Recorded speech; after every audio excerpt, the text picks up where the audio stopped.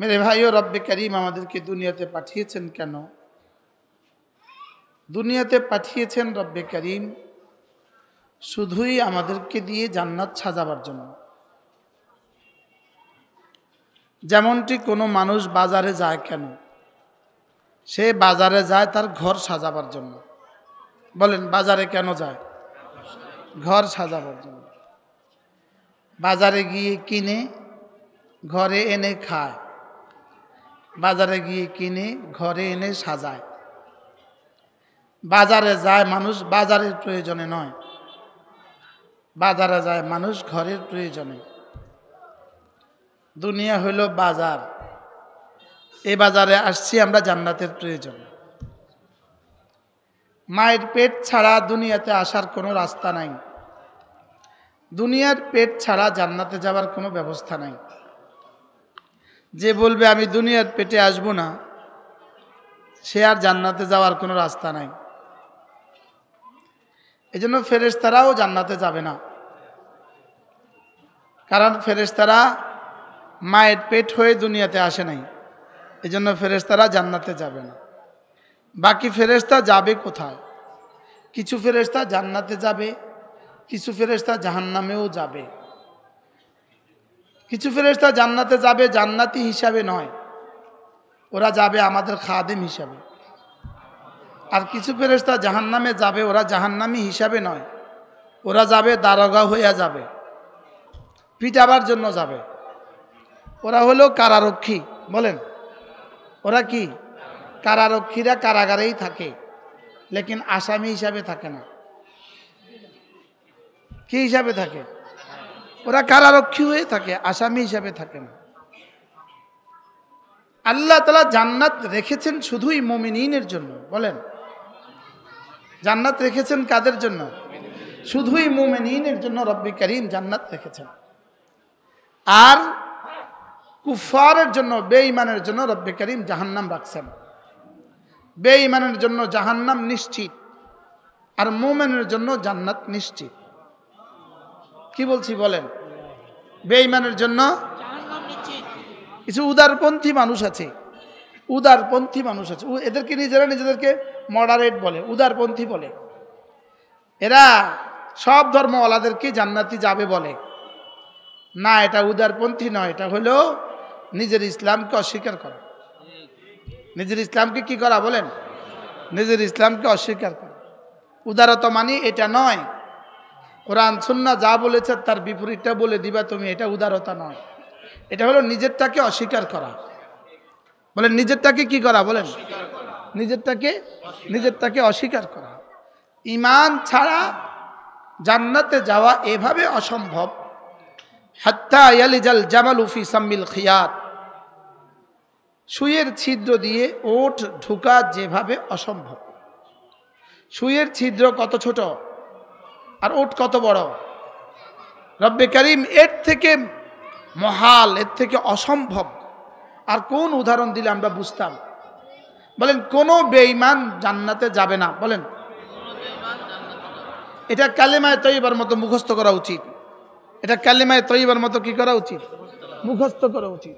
কোনো বেঈমান জান্নাতে কি যাবে না। কোনো বেঈমান জান্নাতে যাবে বলা এটা উদারতা নয়, এটা হলো ইসলামকে অস্বীকার করা। এটা ইসলামকে কি করা? বলেন, এটা ইসলামকে অস্বীকার করা। আরেকজনকে বাবা বলা এটা উদারতা নয়, নিজের বাবাকে অস্বীকার করা। আরেকজনকে বাবা বলা এটা কি নয়? এটা উদারতা নয়, এটা হলো কি? নিজের বাবাকে কি করা? অস্বীকার করা। এই জন্য আল্লাহ তাআলার কাছে গ্রহণযোগ্য ধর্ম শুধুই ইসলাম। আল্লাহ তাআলার কাছে গ্রহণযোগ্য কি? বলেন, ওয়ামান ইয়াবতাগি গায়রাল ইসলামি দীনা, যে ইসলাম ছাড়া অন্য কিছুকে দিন মানবে, ফালাই ইউকবালা মিনহু, তার এই দিন আল্লাহ তাআলার কাছে গ্রহণযোগ্য হবে না। ইসলাম ছাড়া অন্য কিছুকে যে দিন মানবে, বলেন বলেন বলেন বলেন, জীবন ব্যবস্থা মানবে, ইসলাম ছাড়া অন্য কিছুকে, অন্য কোনো আদর্শকে যে ইসলাম থেকে সুন্দর মানবে, ইসলাম ছাড়া অন্য কিছুকে যে ইসলামের চেয়ে সুন্দর মানবে, সে প্রকারান্তরে ইসলামকে অস্বীকার করল। ইসলামকে কি করলো? অস্বীকার করল। ইসলাম ছাড়া অন্য কোনো ধর্ম আল্লাহ তাআলার কাছে গ্রহণযোগ্য নয়। ফালাই ইউকবালা মিনহু, আল্লাহ তাআলা বলেন ওয়ামাইয়া, আপনারা বসবেন না, কতক্ষণ দাঁড়িয়ে থাকবেন? একটু বসেন, একটু জায়গা করে দেন। আমাদের হাতে সময় একদম কম, না হয় ছোটদেরকে পিছিয়ে দিতাম, আপনাদেরকে বসাতাম, লেকিন সময় একদম কম। ওয়ামান ইয়াবতাগি গায়রাল ইসলামি দীনা ফালাই ইউকবালা মিনহু, ইসলাম ছাড়া অন্য কিছুকে যে দিন মানবে, দিন মানে জীবন ব্যবস্থা মানবে, ইসলাম ছাড়া অন্য কিছুকে যে জীবন ব্যবস্থা মানবে, রব্বুল আলামিন বলেন ফালাই ইউকবালা মিনহু, তার থেকে তার এই দিন গ্রহণযোগ্য হবে না। এটা ফেসবুকে গ্রহণযোগ্য হইতে পারে, বক্তৃতার মঞ্চে গ্রহণযোগ্য হইতে পারে, বিদেশিদের কাছে গ্রহণযোগ্য হইতে পারে, লেকিন আরশের মালিকের কাছে গ্রহণযোগ্য হবে না। কি হয়? ফেসবুকে কি হইতে পারে বলেন? গ্রহণযোগ্য হতে পারে, এবং অন্য ধর্মাবলম্বীরাও কি বলে, সহাস্য বদনে করতালি দিয়ে আপনার এই কথাকে গ্রহণ করতে পারে, লেকিন রব্বে কারীম গ্রহণ করবেন না। রব্বে কারীম কি করবেন না বলেন? আর রব যদি গ্রহণ না করে, ঠিকানা জাহান্নাম। বলেন, রব যদি গ্রহণ না করে, ঠিকানা কি বলেন? জাহান্নাম। এজন্য ইসলাম ছাড়া অন্য কোনোটা ইসলাম ছাড়া যে কোনো মতাদর্শকে যে সুন্দর বলবে, ইসলামের চেয়ে সুন্দর বলবে, মূলত তার সে মডারেট নয়, সে আধুনিক নয়, সে কি নয় বলেন? সে আধুনিক নয়, সে সেকুলার নয়, সে মূলত ইসলাম দ্রোহী, সে মূলত মুসলিম নয়। সে কি নয়? মূলত কি নয় বলেন? মুসলিম। সে ধর্মদ্রোহী। সে কি দ্রোহী বলেন? সে ধর্মদ্রোহী। এজন্য ভিন্ন ধর্মের প্রতি সহিষ্ণুতা, এর অর্থ এই নয় নিজের ধর্মকে অস্বীকার করা। বলেন, এর অর্থ এই নয় নিজের ধর্মকে কি করা বলেন? এজন্য ওরা দেখবেন, ওরা জোট করেছে, হিন্দু বৌদ্ধ খ্রিস্টান ঐক্য জোট। কি জোট করছে বলেন? হিন্দু বৌদ্ধ খ্রিস্টান ঐক্য পরিষদ। এখানে মুসলিম নিল না কেন? কি হিন্দু বৌদ্ধ খ্রিস্টান ঐক্য পরিষদ, এখানে মুসলিম তারা রাখে নাই কেন? এজন্য তারা মুসলিম রাখে নাই যে না, আমরা সব এক হব, ওরা আমাদের সাথে এক হইতে পারে না, আমরা এক হইতে পারি না। বলেন, আমরা ওদের সাথে কি হইতে পারি না বলেন? এজন্য দেখবেন যে কেউ শুধু ঐক্যের ডাক দেয়, শুধু ঐক্যের ডাক হবে। তিন বুনিয়াদের উপরে ঐক্য হবে, বলেন কয় বুনিয়াদের উপরে? বলেন, 1 নম্বর ইমানের বুনিয়াদে, 2 নম্বর ফিকহের বুনিয়াদে, 3 নম্বর আকীদার বুনিয়াদে। সুবহানাল্লাহ বলেন কয় বুনিয়াদে ঐক্য হবে? 1 নম্বর ইমানের বুনিয়াদে, 2 নম্বর আকায়েদের বুনিয়াদে, 3 নম্বর মাসাইলের বুনিয়াদে। কটা লাগবে? 3টা। ইমানের বুনিয়াদ যদি না হয়, এখানে ঐক্য হবে না। যদি বুনিয়াদে ইমান না থাকে, এখানে কি হবে না বলেন? ঐক্য হবে না। 2 নম্বর আকীদা না হলে ঐক্য হবে না, 3 নম্বর মাসআলার মধ্যে আমাদের সাথে আপনাদের মিল না হলে ঐক্য হবে না। কথা বুঝা আসছে? ঐক্যের ব্যাপারে এটা হলো মাইল ফলক। বলেন, এটা মাইল ফলক। এটা শুধু ঐক্য বললে হবে না। এটা ঐক্য একটা চিটাগাঙ্গের একটা শব্দ আছে, ঐক্য। চিটাগাঙ্গের একটা শব্দ আছে কি? ঐক্য মানে ওদিকে। চিটাগাঙ্গের ওই আঞ্চলিক ভাষা হলো ঐক্য মানে ওইদিকে। এটা ঐক্য জোট না, ওদিকে জোট। আপনি বুঝেন না? ঐক্য জোট না, ওদিকে জোট। বলেন, এটা ওদিকে জোট। এই জন্য ইসলামের বুনিয়াদ মাল ইমান, 2 নম্বর মাল ইসলাম, 3 নম্বর মাল ইহসান। আল্লামা ওলিপুরি দামাত বারাকাতুহুম, আল্লাহ তার হায়াতের মধ্যে বরকত দান করেন। তিনি বলেন যে এটা হলো ঐক্যের মাইল ফলক। ঐক্যের মাইল ফলক হবে, ঐক্যের মাইল ফলক হবে ইমান, ঐক্যের মাইল ফলক হবে ইসলাম, ঐক্যের মাইল ফলক হবে ইহসান। সুবহানাল্লাহ। এই 3টার বাইরে ঐক্য হবে না। বলেন, কি বলছি বলেন? 3টার বাইরে যদি আমি একা থাকতে হতো, একা থাকবো, ঐক্য হবে না।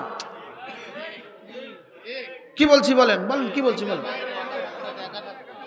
3টার বাইরে প্রয়োজনে একা হবে, দিলে কি ঐক্য হবে না? আমার এই কথা আপনারা একমত হইতে পারেন না। ওলামায়ে কেরাম একমত হইতে পারেন না। বলে কি রে, কিসের ঐক্যের ডাক দিল রে? হ্যাঁ, এই বুনিয়াদেই হবে ঐক্য। মাল ঈমান আন তাশহাদা আন লা ইলাহা ইল্লাল্লাহ, এটার উপরে হবে ঐক্য। সুবহানাল্লাহ। ওয়া আন্না মুহাম্মাদান আবদুহু ওয়া রাসূলুহু। মাল ইসলাম আন তুকিমাস সালাহ, সুবহানাল্লাহ, ওয়া আন তাসুমা রমাদান, তারপরে কি ওয়া আন তাহুজ্জাল বাইতা মান ইসতাতা ইলাইহি সাবিলা। মাল ইসলাম, এর উপরে হবে ঐক্য। 3 নম্বরে মাল ইহসান আন তা'বুদাল্লাহ কান্নাকা তারাহ, সুবহানাল্লাহ। এই সব বুনিয়াদে যদি আপনি আর আমি এক হই, আপনি আর আমি এক হইতে পারি, তা আমরা দুজনে একটা বিষয়ের উপরে ঐক্য করতে পারবো। বুঝেন নাই কথা? আর যদি ইমানে আপনার সাথে আমার প্রশ্ন থাকে, অমীমাংসিত থাকে, ফিকহের মাসালা আপনার সাথে আমার অমীমাংসিত থাকে, আর আকায়েদের মাসালায় আপনার সাথে আমার অমীমাংসিত থাকে, ফিকহের মাসালা অমীমাংসিত থাকে, আকায়েদের মাসালা অমীমাংসিত থাকে, হৃদয়ের মাসালায় অমীমাংসিত থাকে, এখানে এই অমীমাংসিতের উপরে ঐক্য হবে না। বুঝাইতে পারি নাই? আল্লাহ, আজকে মনে হয় একটা নতুন প্রসঙ্গ আপনারা শুনলেন। এই জন্য এই 3টাকে ঠিক করতে হবে। বলেন কয়টা ঠিক করতে হবে? ঈমান, বলেন ঈমান, ইসলাম, ঈমান, ইসলাম, ইহসান। সুবহান, কয়টা ঠিক করা? কি কি? তো ইহসান তো জানেই না। ইহসান তো হাজারো মানুষ জীবনে শব্দই শুনছে আজকে। কি বলে? এটাও বুঝি, এটাও বুঝি একটা শব্দ যেটাকে আবার এভাবে মস্ক করাতে হয়। হ্যাঁ, এটা বুঝি একটা শব্দ, অথচ এটা বুনিয়াদ। এটা জীবনের প্রথম, একদম ইসলামের প্রথম দিকে আল্লাহ তাআলা জিবরিল আলাইহিস সালামকে পাঠিয়ে মুহাম্মদুর রাসূলুল্লাহ সাল্লাল্লাহু তাআলা সাল্লামের সামনে বসিয়ে, সুবহানাল্লাহ, সব সাহাবা এভাবে হচ্চকিত হয়ে তাকিয়ে আছে। কি একজন মানুষ আসলো, এসে রাসূলের সামনে বসলেন, তাকে কেমন কেমন যেন মনে হয়, অপরিচিত মনে হয়, কিন্তু বেশভূষায় মনে হচ্ছে না তিনি যে দূর থেকে সফর করে আসছেন, এটাও মনে হয় না। আবার আমরা কেউ তাকে চিনিও না। কি দূর থেকে একজন সফর করে আসলে বোঝা যায় না? তার চেহারাই তো বোঝা যায়, বেশভূষায় বোঝা যায়। তো যিনি সামনে এসে বসলেন, বোঝাও যাচ্ছে না তিনি কি দূর থেকে আসলেন কিনা, আবার বোঝাও যাচ্ছে না আমরা তাকে কেউ চিনিও না। এবং রাসূলের সামনে এসে একদম হাঁটু গেড়ে আমরা তাশাহুদে যেভাবে বসি এভাবে বসে গেলেন। বসেই জিজ্ঞেস করলেন, ইয়া রাসূলুল্লাহ, বলবেন মাল ইসলাম, মাল ঈমান, ঈমান কি? এরপরে মাল ইসলাম, ইসলাম কি? এরপরে মাল ইহসান, ইহসান কি? এবার রাসূল জবাব দিলেন। এবার জিজ্ঞেস করলেন, মাতাস সাআ, কিয়ামত কবে হবে? এবার কি জিজ্ঞেস করলেন? কেন শেষ প্রশ্নটা কি? মাতা তাকুনুস সাআ, কিয়ামত কবে হবে? এবার রাসূল বললেন, এটা মাল মাসউলু বিআলামা মিনাস সাইল, তুমি প্রশ্নকারী, আমি প্রশ্নকৃত, এই ব্যাপারে আমি তোমার থেকে খুব বেশি জানি না। এই ব্যাপারে আমি তোমার থেকে খুব বেশি কি জানি না। এবার তিনি চলে গেলেন। এবার রাসূল বললেন, এটা কে জানো? এটা কে জানো? বলে, ইয়া রাসূলুল্লাহ, চিনতেছি না তো, কে? এত সুন্দর করে প্রশ্ন করলেন, আবার এত সুন্দর করে আপনিও তাকে এত সুন্দর করে উত্তর দিলেন। এভাবে প্রশ্ন উত্তর দিয়ে আমাদেরকে এত কিছু শিখিয়ে গেল। তিনি কে? বললেন, তিনি জিবরিল। তিনি কি বলেন? তিনি জিবরিল। এখান থেকে ইমাম মালিক রহমতুল্লাহ আলাইহি লিখছেন, আল্লাহর নবীর জীবনের যতগুলো বয়ান আছে, জীবনের যতগুলো কথা আছে, রাসূলের জীবনের যতগুলো তালিম আছে, রাসূলের জীবনের যতগুলো সুন্নত আছে, প্রত্যেকটাই আল্লাহ তাআলা কোনো না কোনোভাবে জিবরিলকে দিয়া রাসূলকে শিখিয়েছেন। জিব্রিল দিয়ে রাসূলকে কি করেছেন?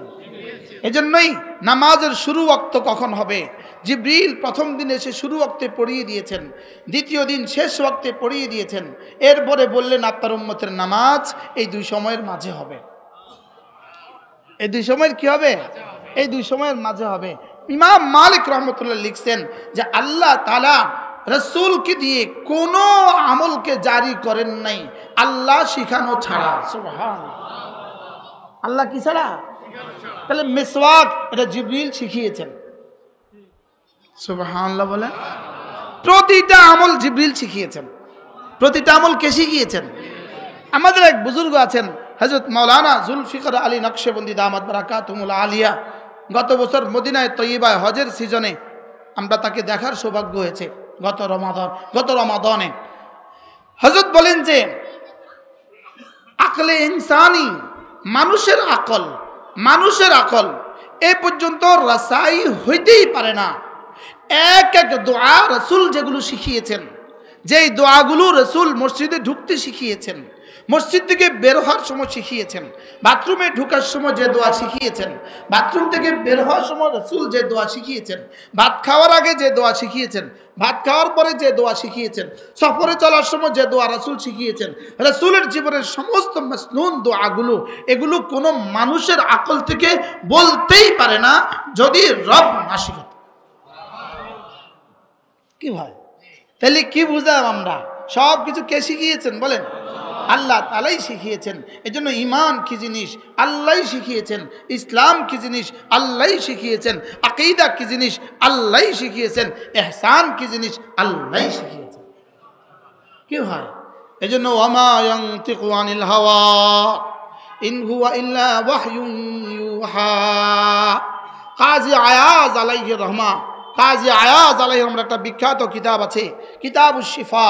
কিতাবুশ শিফার মধ্যে কাজী আয়াজ আলাইহির রহমা তিনি লিখছেন পৃথিবীতে একজন মানুষ আছে, একজন মানুষ, পৃথিবীতে শুধু একজন মানুষ আছে যার জীবনের সব কিছুর সত্যায়ন, সব কিছুর তাসদিক স্বয়ং রব্বে কারীম করেছেন। তাসদিক মানে কি? সত্যায়ন। বলেন কি? সত্যায়ন কে করেছেন? স্বয়ং আল্লাহ করেছেন। তিনি উদাহরণ দিয়ে বলেন যে পৃথিবীর কোনো মা এমন নেই যিনি কসম খেয়ে বলতে পারেন যে আমার ছেলে জীবনে কখনো মিথ্যে বলেনি। আছে? পৃথিবীর কোনো মা কি বলতে পারবে তার ছেলে জীবনে মিথ্যা বলে নাই? পৃথিবীর কোনো ছেলে এমন নাই যে কসম খেয়ে বলতে পারে যে আমার মা জীবনে কখনো মিথ্যে বলেননি। আছে? আমার মা তো আমার সাথে মিথ্যা কথা বলছে। কি ভাই, চকলেট নাই, খাও খাও চকলেট দিব,